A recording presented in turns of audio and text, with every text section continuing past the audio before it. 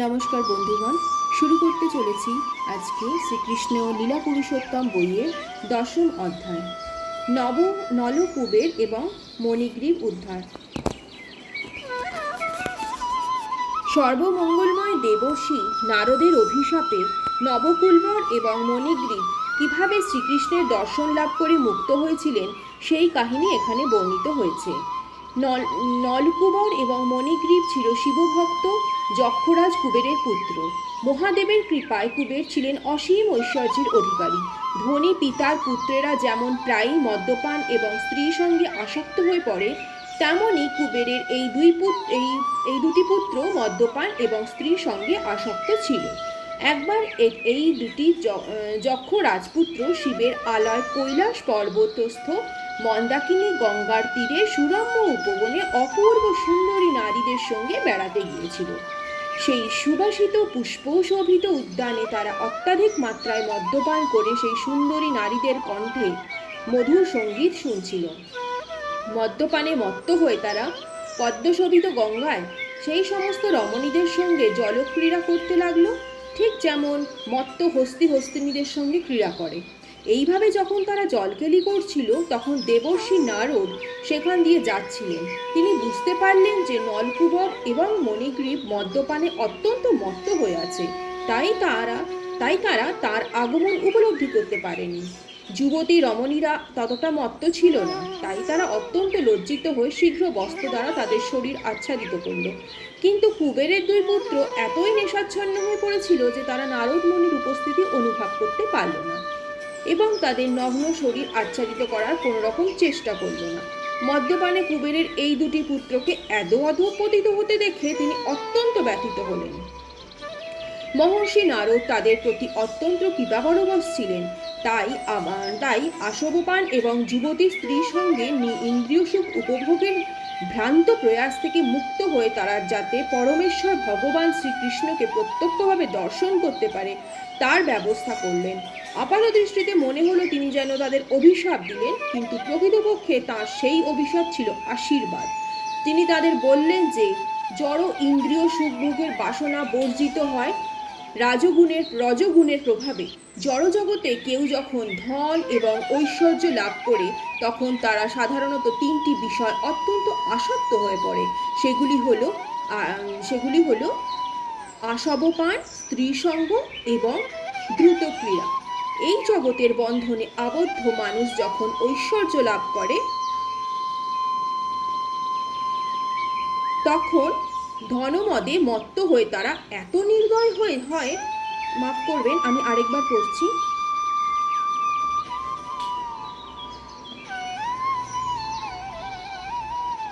তিনি তাদের বললেন যে জড় ইন্দ্রিয় সুখভোগের বাসনা বর্ধিত হয় রজগুণের প্রভাবে। জড় জগতে কেউ যখন ধন এবং ঐশ্বর্য লাভ করে, তখন তারা সাধারণত তিনটি বিষয় অত্যন্ত আসক্ত হয়ে পড়ে। সেগুলি হচ্ছে আসবপান, স্ত্রীসঙ্গ এবং দুধ ক্রীড়া। জড়জগতের বন্ধনে আবদ্ধ মানুষ যখন ঐশ্বর্য লাভ করে, তখন ধনমদে মত্ত হয়ে তারা এত নির্দয় হয় যে কেবল ইন্দ্রিয় উপভোগ বা চিত্ত বিনোদনের জন্য তারা কসাইখানা খুলে অসংখ্য পশু হত্যা করে। তারা মনে করে যে তাদের কোনোদিন মৃত্যু হবে না। এই ধরনের নির্বোধ মানুষেরা প্রকৃতির নিয়মের কথা ভুলে গিয়ে তাদের দেহের প্রতি অত্যন্ত আসক্ত হয়ে পড়ে। তারা ভুলে যায় যে তারা যতই উন্নত হোক না কেন, এমনকি তারা যদি স্বর্গের দেবতাও হয়, তবুও তাদের জড় দেহ একসময় ভস্মে পরিণত হবে এবং জীবিত অবস্থাতেও বাহ্যিক অবস্থা যেরকমই হোক না কেন, প্রকৃতপক্ষে জড় দেহটি মল, মূত্র এবং কৃমিকীটে পূর্ণ। তাদের যথার্থ স্বার্থ সম্বন্ধে তাদের কোনো ধারণাই নেই। তারা জানে না যে অনর্থক প্রাণী হিংসা করার ফলে তাদের অনন্তকাল ধরে নরক যন্ত্রণা ভোগ করতে হবে। এই ধরনের মূর্খ লোকেরা তাদের পরবর্তী জন্মে তাদের অনিত্য শরীর ধারণের জন্য নানা রকম পাপ কর্মে লিপ্ত হয়। তারা বিবেচনা করে দেখে না যে প্রকৃতপক্ষে এই শরীরটি কার। সাধারণত বলা হয় যে যিনি এই শরীরটিকে অন্ন দান করেন, শরীরটি তাঁর। তাই বিবেচনা করে দেখা উচিত যে এই শরীরটি কি আমাদের সম্পত্তি, না যার কৃপায় আমরা এই শরীরটি লাভ করেছি, যার কৃপায় এই শরীরটি সমস্ত প্রয়োজনগুলি মিটছে, তার সম্পত্তি। তার সম্পত্তি। কৃতদাসদের মালিকেরা কৃতদাসদের শরীরের উপর সম্পূর্ণ মালিকানা দাবি করে, কেননা তারা তাদের খেতে দেয়। নির্বোধ লোকেরা দেহাত্মবুদ্ধিতে মগ্ন হয়ে নানা রকম পাপ কার্যে লিপ্ত হয়, কিন্তু তারা কখনো বিচার করে দেখে না যে প্রকৃতপক্ষে দেহটা কার। এই দেহ সুখ ভোগের জন্য তারা নির্দয়ভাবে পশু হত্যা করে, কিন্তু তারা ভেবে দেখে না যে এই শরীরটি প্রকৃতপক্ষে তার, না তার পিতামাতার, না তার পিতার, না তার মাতার, না তার পিতামহের। অনেক সময় পিতামহ বা পিতা এই চুক্তিতে কন্যাদান করে থাকেন যে কন্যার গর্ভজাত পুত্র সন্তানকে তিনি পুত্ররূপে গ্রহণ করবেন। অনেক সময় বলপূর্বক কর্মে নিয়োগকারীকে দেহের মালিক বলে গণ্য করা হয়। অনেক সময় আবার মূল্য দিতে ক্রয়কারীকে দেহের মালিক বলে গণ্য করা হয়। আর জীবনান্তে এই দেহ অগ্নির সম্পত্তি হয়ে যায় এবং ভস্মে পরিণত হয়, অথবা কুকুর শকুন যখন সেটি ভক্ষণ করে তখন সেটি তাদের সম্পত্তি হয়ে যায়। এই দেহ ধারণ করার জন্য সব রকম পাপ কর্মে লিপ্ত হওয়ার আগে আমাদের বিবেচনা করে দেখা উচিত যে প্রকৃতপক্ষে এই শরীরটি কার। বুদ্ধি দিয়ে বিচার করলে আমরা বুঝতে পারি যে প্রকৃতি থেকে এই দেহের উৎপত্তি এবং প্রকৃতিতেই তার লয় হয়, তাই তা প্রকৃতিরই সম্পত্তি। এই জড় দেহকে ভ্রান্তিবশত নিজের সম্পত্তি মনে করা উচিত নয়। সুতরাং এই দেহ ধারণ করার জন্য অনর্থক পাপ কার্যে লিপ্ত হওয়া উচিত নয়। এই দেহ ধারণ করার জন্য কেন আমরা অনর্থক নিরীহ পশুগুলিকে হত্যা করি? কেউ যখন ধনগর্বে মত্ত হয়ে পড়ে তখন সে কোনো রকম নৈতিক উপদেশ গ্রাহ্য না করে মদ্যপান, স্ত্রী সঙ্গ এবং পশু হত্যায় লিপ্ত হয়। সেদিক দিয়ে একজন দরিদ্র লোক অনেক ভাগ্যবান, কেননা সে অন্যের দুঃখ অনুভব করতে পারে। প্রায়ই দেখা যায় যে দরিদ্র লোকেরা অন্যকে কোনো রকম ব্যথা দিতে চায় না, কেননা তারা জানে ব্যথা কত কষ্টদায়ক। এইভাবে দেবর্ষি নারদ বিবেচনা করলেন, যেহেতু কুবের পুত্র নলকুবর এবং মণিগ্রীব অহংকারে মগ্ন হয়ে এত অনুভূতিহীন হয়ে পড়েছে যে তাদের এখন সব রকম ঐশ্বর্য থেকে বঞ্চিত করে এমন একটা অবস্থায় রাখা উচিত যাতে তারা তাদের দিব্য গুণাবলী বিকশিত করতে পারে। যে মানুষের শরীর কণ্টকবিদ্ধ হয়েছে সে চায় না যে অন্য কেউ কণ্টকবিদ্ধ হোক। দরিদ্রগ্রস্ত বিচক্ষণ মানুষ চায় না যে অন্য কেউ সেই অবস্থায় পতিত হোক। সাধারণত দেখা যায় যে সকল মানুষ দারিদ্র্যগ্রস্ত জীবন থেকে বিত্তমান হয়েছে তারা সাধারণত শেষ জীবনে নানা রকম দাতব্য প্রতিষ্ঠান স্থাপন করেন। সংক্ষেপে বলা যায় যে কৃপানারায়ণ দরিদ্র লোকেরাই অপরের সুখ দুঃখে সহানুভূতি সম্পন্ন হতে পারে। দারিদ্র্যগ্রস্ত মানুষেরা সাধারণত অহংকারে মদমত্ত হন না এবং তারা সব রকম আসক্তি থেকে মুক্ত হতে পারেন। ভগবানের কৃপায় যা লাভ হয় তা নিয়েই তারা সন্তুষ্ট থাকতে পারেন। দারিদ্র্যগ্রস্ত অবস্থায় থাকা এক রকমের তপস্যা, তাই বৈদিক সমাজে ব্রাহ্মণেরা দারিদ্র্যগ্রস্ত জীবন বরণ করে নিতেন, যাতে জড় ঐশ্বর্যের অহংকারে তারা মত্ত না হন।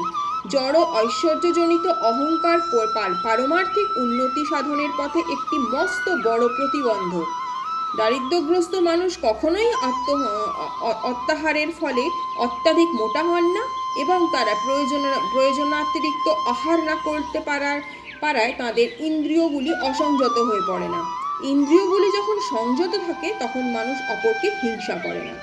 দারিদ্র্যের আরেকটা সুবিধা হচ্ছে সাধু মহাত্মারা অনায়াসে তাদের গৃহে প্রবেশ করতে পারেন এবং সেই জন্য দারিদ্র মানুষের পক্ষে সাধু মহাত্মার সঙ্গ লাভ করা অতি সহজ। অত্যন্ত ঐশ্বর্যশালী মানুষেরা কাউকেই তাদের বাড়ি ঢুকতে দেন না, তাই সাধুরা তাদের বাড়িতে ঢুকতে পারেন না। বৈদিক প্রথা অনুসারে সাধুরা ভিক্ষাবৃত্তি গ্রহণ করেন, যাতে গৃহস্থদের কাছ থেকে ভিক্ষা করার ছলে যে কোনো বাড়িতে প্রবেশ করতে পারেন।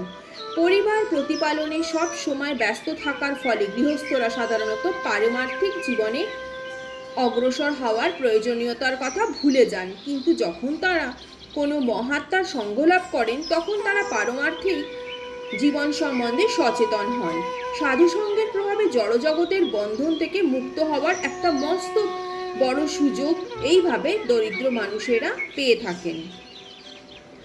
ভগবত ভক্ত সাধু মহাত্মার সঙ্গ থেকে বঞ্চিত জড় ঐশ্বর্যপূর্ণ অহংকারে মত্ত মানুষদের জীবনের মূল্য আছে? তারপর নারদ মুনি ভাবলেন যে কুবেরের এই পুত্র দুটিকে এমন একটা অবস্থায় রাখা উচিত যেখানে তারা তাদের জড় ঐশ্বর্য এবং প্রতিপত্তির মিথ্যা গর্বে মদমত্ত হতে না পারে। নারদ মুনি তাদের প্রতি কৃপা পরবশ হয়েছিলেন এবং তাদের অধঃপতিত জীবন থেকে উদ্ধার করতে চেয়েছিলেন। তারা তমগুণে আচ্ছন্ন ছিলেন এবং তাই ইন্দ্রিয় সংযম করতে অক্ষম হয়ে তারা স্ত্রীর সঙ্গে অত্যন্ত আসক্ত হয়ে পড়েছিল। তাদের এই ঘৃণ্য জীবন থেকে উদ্ধার করা দেবর্ষি নারদ তাঁর কর্তব্য বলে মনে করলেন। পশুরা তাদের নগ্নতার ফলে কোনো রকম লজ্জা অনুভব করে না, কিন্তু কুবের ছিলেন দেবতাদের কোষাধ্যক্ষ, একজন অতি দায়িত্বসম্পন্ন পুরুষ, এবং নলকুবর এবং মণিগ্রীব ছিল তার দুই পুত্র। কিন্তু তারা এত পাশবিক এবং দায়িত্বহীন হয়ে পড়েছিল যে নেশাচ্ছন্ন হয়ে তারা তাদের শরীরের নগ্নতা সম্বন্ধে সম্পূর্ণ অচেতন হয়ে পড়েছিল। সভ্য মানব সমাজের রীতি হচ্ছে শরীরের নিম্নাংশ অন্তত আচ্ছাদিত করে রাখা, এবং কোনো স্ত্রী এবং পুরুষ যখন সেই রীতির কথা ভুলে যায় তখন তারা অধঃপতিত হয়। নারদ মুনি তাই ভাবলেন যে তাদের বৃক্ষে পরিণত করে স্থাবরত্ব প্রদান করাই হবে সবচাইতে ভালো শাস্তি। প্রকৃতির নিয়মে বৃক্ষ চলচ্ছক্তিরহিত স্থাবর জীব। বৃক্ষ যদিও তমগুণে আচ্ছন্ন, তবু তারা কারো কোনো ক্ষতি করতে পারে না। নারদ মুনি স্থির করলেন যদিও কুবেরের এই দুটি পুত্র তার অভিশাপের ফলে বৃক্ষে পরিণত হবে, তবুও তাদের স্মৃতি অক্ষুণ্ণ থাকবে, যাতে তারা বুঝতে পারে কেন তারা এই দণ্ড ভোগ করছে। সাধারণত দেহ পরিবর্তন হওয়ার ফলে জীব তার পূর্বজন্মের কথা ভুলে যায়, কিন্তু ভগবানের কৃপায় বা ভগবত ভক্তের কৃপায় কোনো বিশেষ ক্ষেত্রে স্মৃতি অক্ষুণ্ণ থাকে, যেমন নলকুবর এবং মণিগ্রীবের ক্ষেত্রে হয়েছিল। নারদ মুনি তাই বিবেচনা করলেন যে এই দুটি পুত্র দেবতাদের হিসাব অনুসারে 100 বছর বৃক্ষ হয়ে থাকবে এবং তারপর তারা পরমেশ্বর ভগবানের অহৈতুকী কৃপার প্রভাবে প্রত্যক্ষভাবে তাকে দর্শন করার সৌভাগ্য অর্জন করবে, এবং তারপরে ভগবানের মহান ভক্তরূপে তারা পুনরায় তাদের দেবশরীর লাভ করবে। তারপর নারদ মুনি নারায়ণ আশ্রম নামক তার আলয়ে ফিরে গেলেন, আর নলকুবর এবং মণিগ্রীব দুটি অর্জুন বৃক্ষে পরিণত হলো। এই দুটি দেবতা নারদ মুনির অহৈতুকী কৃপা লাভ করে নন্দ মহারাজের অঙ্গনে বৃক্ষরূপে জন্মগ্রহণ করার সুযোগ পেয়েছিলেন। যাতে অহৈতুকী কৃপা লাভ করে নন্দ মহারাজের অঙ্গনে বৃক্ষরূপে জন্মলাভ করার সুযোগ পেয়েছিলেন, যাতে তারা পরমেশ্বর ভগবান শ্রীকৃষ্ণকে প্রত্যক্ষভাবে দর্শন করতে পারে। শিশু কৃষ্ণকে যদিও সেই উদুকুলে বেঁধে রাখা হয়েছিল, তিনি তার প্রিয়তম ভক্ত নারদের ভবিষ্যৎবাণী সার্থক করার জন্য সেই বিশাল অর্জুন বৃক্ষ দুটির দিকে সেই উদুকুল সহ এগোতে লাগলেন। শ্রীকৃষ্ণ জানতেন যে নারদ মুনি তাঁর একজন মস্ত বড় ভক্ত, এবং সেই অর্জুন বৃক্ষ দুটি ছিল প্রকৃতপক্ষে কুবেরের দুই পুত্র। তিনি ভাবলেন, আমার প্রিয় ভক্ত নারদের বাক্য আমাকে সার্থক করতেই হবে। তিনি দুটি গাছের মাঝখান দিয়ে এগিয়ে গেলেন। গাছ দুটির মাঝখান দিয়ে তিনি যেতে পারলেন ঠিকই, কিন্তু সেই বিরাট উদুখুলটি আড়াআড়িভাবে গাছ দুটির মাঝখানে আটকে গেল। কৃষ্ণ যখন উদুখুলে বাঁধা দড়িটাতে টান দিলেন এবং তৎক্ষণাৎ সেই গাছ দুটি সমূলে উৎপাটিত হয়ে প্রচণ্ড শব্দে ভূপতিত হলো। সেই দুটি গাছের মধ্যে থেকে তখন জ্বলন্ত অগ্নির মতো দীপ্তিমান দুজন পুরুষ বেরিয়ে এলেন। তাদের দেহ নির্গত রশ্মি ছটায় চারিদিকে আলোকিত হয়ে উঠল। তখন তারা শিশু কৃষ্ণের কাছে এসে নত হয়ে তাদের সশ্রদ্ধ প্রণাম জানালেন এবং তাঁর স্তব করতে লাগলেন। হে শ্রীকৃষ্ণ, আপনি যোগেশ্বর, আপনার প্রভাব অচিন্ত, আপনি পরম পুরুষ, পরমেশ্বর ভগবান। ব্রহ্মবিদেরা খুব ভালোভাবে জানেন যে এই ব্যক্ত এবং অব্যক্ত জগৎ আপনারই শক্তির প্রকাশ। আপনি সর্বভূতের দেহ, প্রাণ, অহংকার এবং ইন্দ্রিয়সমূহের নিয়ন্তা। আপনি অব্যক্ত ঈশ্বর, সর্বব্যাপ্ত এবং সব কিছুর নিয়ন্তা বিষ্ণু। আপনি সমস্ত জগতের মূল উৎস বা সত্য, রজ এবং তম প্রকৃতির এই তিনটি গুণের প্রভাবে কার্য করে। সমস্ত জীবের হৃদয় আপনি পরমাত্মা রূপে বিরাজ করেন এবং সকলের দেহে এবং মনে কি হচ্ছে তা সবই আপনি জানেন। তাই সমস্ত জীবের এবং কার্যকলাপের পরম নিয়ন্তা আপনি হচ্ছেন আপনি, পরম নিয়ন্তা হচ্ছেন আপনি। কিন্তু যদিও আপনি গুণের প্রভাবে পরিচালিত সব কিছুরই মাঝখানে রয়েছেন, কিন্তু তবুও এই প্রকৃতির কলুষ আপনাকে স্পর্শ করতে পারে না। জড়া প্রকৃতির গুণের দ্বারা জীব যখন প্রভাবিত হয়, তখন সে আপনার আদি অন্তহীন জন্ম মৃত্যুহীন দিব্য স্বরূপ বুঝতে পারে না। তাই আপনাকে পরম ব্রহ্ম বলা হয়। আপনার অন্তরঙ্গা শক্তির প্রভাবেই আপনার মহিমা প্রকাশিত হয়। আপনার বিভিন্ন অবতারের মাধ্যমেই কেবল এই জড়জগতে আবদ্ধ জীব আপনাকে জানতে পারে। যদিও আপনি বিভিন্ন রূপ ধারণ করেন, কিন্তু এই রূপগুলি জড়া প্রকৃতিজাত নয়। সর্ব অবস্থাতেই তারা অনন্ত ঐশ্বর্য, বীর্য, শ্রী, জ্ঞান এবং বৈরাগ্যে পূর্ণ। জড়া প্রকৃতিতে দেহ এবং দেহীর পার্থক্য রয়েছে, কিন্তু যেহেতু আপনি আপনার আদি চিন্ময় রূপ নিয়ে আবির্ভূত হন, তাই আপনার রূপ এবং আপনি অভিন্ন। আপনি যখন আসেন, তখন আপনার অলৌকিক কার্যকলাপের মাধ্যমে বোঝা যায় যে আপনি হচ্ছেন পরমেশ্বর ভগবান। এই ধরনের অলৌকিক কার্য জড়জগতে কারোর পক্ষেই সম্পাদন করা সম্ভবপর নয়। আপনিই হচ্ছেন পরমেশ্বর ভগবান এবং সমস্ত জীবকে তাদের পরম সম্পদ এবং মুক্তি প্রদান করার জন্য আপনি আপনার স্বরূপে অবতীর্ণ হয়েছেন। আপনি সকলের সব রকম মঙ্গল সাধন করতে পারেন। হে ভগবান, হে সমস্ত সৌভাগ্য এবং মঙ্গলের অধীশ্বর, আমরা আপনাকে সশ্রদ্ধ প্রণাম জানাই। আপনি সর্বব্যাপ্ত পরমেশ্বর ভগবান, সমস্ত শান্তির উৎস এবং যদুকুলের ঈশ্বর। হে ভগবান, আমাদের পিতা কুবের আপনার ভৃত্য, তেমনি দেবর্ষি নারদ আপনার সেবক, এবং তাদের কৃপার ফলে আমরা প্রত্যক্ষভাবে আজ আপনাকে দর্শন করতে সমর্থ হয়েছি। তাই আমরা আপনার কাছে প্রার্থনা করি যেন আমরা সর্বদাই আপনার প্রতি ভক্তিযুক্ত সেবায় রত থাকতে পারি, সর্বদাই আপনার মাহাত্ম্য শ্রবণ এবং কীর্তন করতে পারি। আমাদের হস্ত, পদ আদি সমস্ত অঙ্গ যেন আপনার সেবায় যুক্ত থাকতে পারে। আমাদের মন যেন সর্বদাই আপনার চরণামৃন্দের ধ্যানে মগ্ন থাকতে পারে এবং আমাদের মস্তক যেন সর্বদাই আপনার সম্মুখে প্রণত থাকতে পারে। যখন নলকুবর এবং মণিগ্রীবের প্রার্থনা শেষ হলো, তখন গোকুলাধিপতি শিশু শ্রীকৃষ্ণ যশোদা কর্তৃক রজ্জু দ্বারা উদুকুলে আবদ্ধ অবস্থায় স্মিতহাস্যে বললেন, আমি জানি যে আমার প্রিয়তম ভক্ত দেবর্ষি নারদ তোমাদের অসাধারণ শ্রী ঐশ্বর্যের গৌরবে মদমত্ত অতি জঘন্য জীবন থেকে রক্ষা করবার জন্য তোমাদের প্রতি তাঁর অহৈতুকী কৃপা প্রদর্শন করেছেন। নরকের নিকৃষ্টতম প্রদেশে অধঃপতিত হওয়া থেকে তিনি তোমাদের রক্ষা করেছেন। তোমরা অত্যন্ত সৌভাগ্যবান, কেননা তোমরা শুধু তাঁর দ্বারা শাপগ্রস্তই হওনি, তোমরা তাকে সাক্ষাৎ দর্শনও করতে পেরেছ। কেউ যদি সৌভাগ্যক্রমে নারদের মতো শান্ত, স্নিগ্ধ, সকলের প্রতি দয়া পরবশ মহাত্মার দর্শন পায়, তাহলে তৎক্ষণাৎ সে তার বদ্ধ অবস্থা থেকে মুক্ত হয়। তা ঠিক সূর্যের পূর্ণ আলোকে অবস্থিত হওয়ার মতো। তখন তার কোনো কিছু দর্শন করতে বাধা থাকে না। হে নবকুলবর এবং মণিগ্রীব, তাই তোমাদের জন্ম আর সার্থক হয়েছে, কেননা তোমরা আমার প্রতি প্রেম ভক্তি লাভ করেছ। এই জড়জগতে এটাই তোমাদের শেষ ঠিকানা। এখন তোমরা স্বর্গলোকে তোমাদের পিতার আলয়ে ফিরে যাও। আমার প্রতি ভক্তিযুক্ত হয়ে সেখানে থাকো। এই জীবনেই তোমরা মুক্তি লাভ করবে। কুবেরের এই দুই পুত্র তখন ভগবানকে প্রদক্ষিণ করে পুনঃ পুনঃ তাকে প্রণাম করে সেখান থেকে বিদায় নিল, আর ভগবান উদুকুলে রজ্জুবদ্ধ অবস্থায় সেখানেই রইলেন।